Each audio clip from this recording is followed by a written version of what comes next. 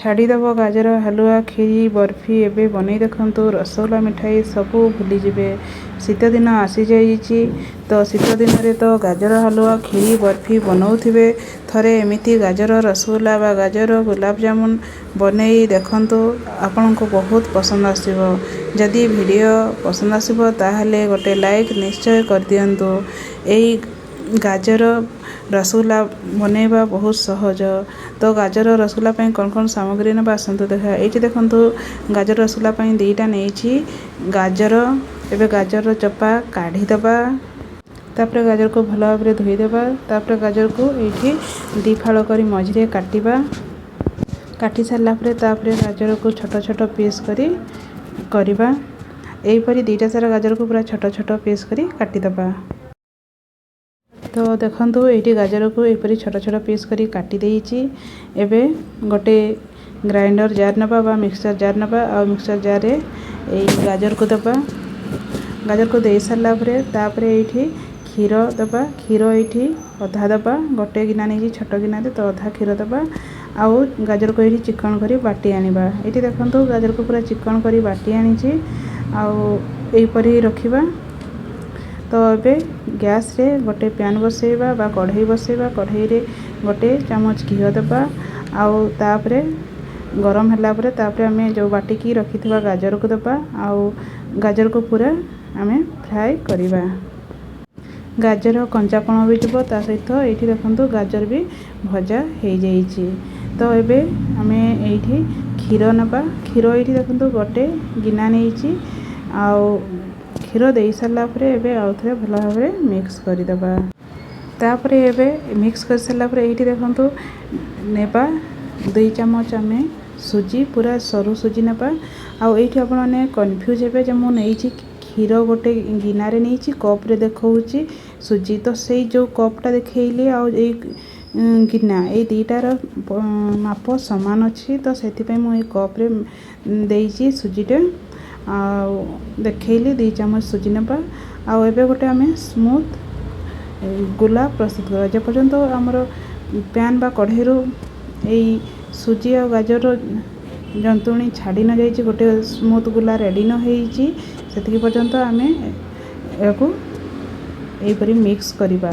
आउ जिते बड़े कढ़ई छाड़ी जान जे आमर रेडी हो जाइए रसगुल्ला बा गाजर रसगुल्ला प्रस्तुत हो जाइए। तो ये देखिपारे जे जो मु खड़िका बा खुसनी नहीं से भी छाड़ी जाइए। तो रेडी हो जाइए। तो से हो सारापर तापर ये दबा 2 चामच आम मिल्क पाउडर 2 ରୁ 3 चामच जदि भी अधिका देवे बहुत बढ़िया लगे। तो ये भावे जे भावुवे आपने एवं मिल्क पाउडर दिहला। तो ये मिल्क पाउडर देलापर गोटाଳିया हम तो किसी टेंशन नेबार नहीं।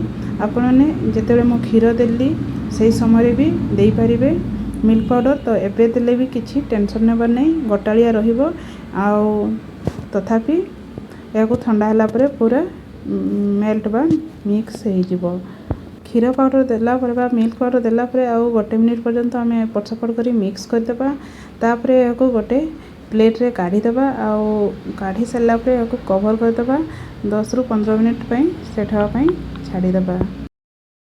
तापर पैन बसैबा। पैन रे एबे देबा 2 गिना पानी आउ गोटे गिना देबा चीनी। तो ये जपरी आम रसगुल्ला तैयारी करूँ से हीपरी रखा यही चीनी सिरा को। तो 2 ରୁ 3टा नेबा गुजराती आउ एबे फुटिया छाड़ीदेबा जे पर्यंत चीनी मेल्ट ना से गोटे फुटा आसा पर्यंत छाड़ा।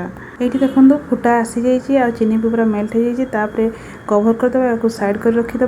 आउ ये देखो जो कवर कर गोटे प्लेट रखी गाजर यही डाउ बा गुला को। तो ये कवर खोलला एबे आ 2 मिनिट आम भल भाव में चिकन करी मिक्स करदे। तापर आम रसगुल्ला प्रस्तुत करवा। तो ये चिकन करी गोटे गुला प्रस्तुत हो जाइए। तो हाथ में टे घी नेबा आ घी नहीं आउ थे गोटे मिनिट पर्यंत आम मिक्स करवा। तापर एबे गुला प्रस्तुत करवा। ये लेंबू साइज रो गुला नेबा।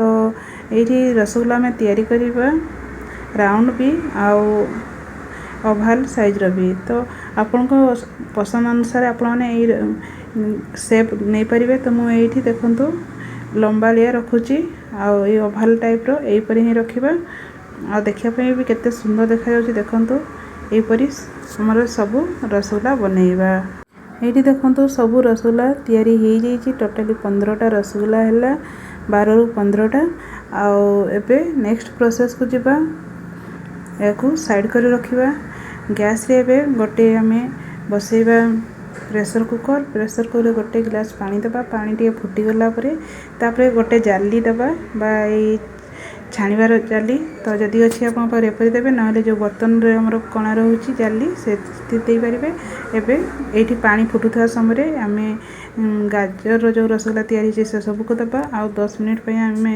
को बॉईल हा पई छाडी दबा ए देखंतु बॉईल हला परे 10 मिनिट पे यार लुक केते सुंदर देखा जाउची एबे एको ठंडा हवा पई टिके आमे छाडी दबा चीनी सिरा को एबे आमे गरम करिबा आ चीनी सिरा गोटे दीटा फुटा हेबा पने छाडिबा देखंतु एटी चीनी सिरा फुटा आसी जाईची ए समय रे आमे जो बॉईल करिकि रखिथिबा रसगुल्ला बा गाजर रसगुल्ला को दबा फुटुथवा समय रे दबा पूरा हमर आंगरी सॉफ्ट बनिबो आ एपरी सब रसगुल्ला दे दबा गाजर रसगुल्ला दे दबा आ गोटे सांग माने आपने जदि आहुरी सॉफ्ट करिया पई चाहंती ताहले बेकिंग पाउडर बा खाइबा सोडा दे परिबे रसगुल्ला आहुरी बढ़िया बनिबो तो एठी देखंतु टिके फुटी गला परे एठी हमें पैन साइज रे टिके हल्लै दबा लागिबोनी आ तापरे एबे 4-5 मिनिट कवर कर रखिबा बॉईल हा पई छाडी दबा तो देखंतु ठंडा हला परे तार लुक टिप देखा होची पूरा चीनी सिरा को ससी नै हिची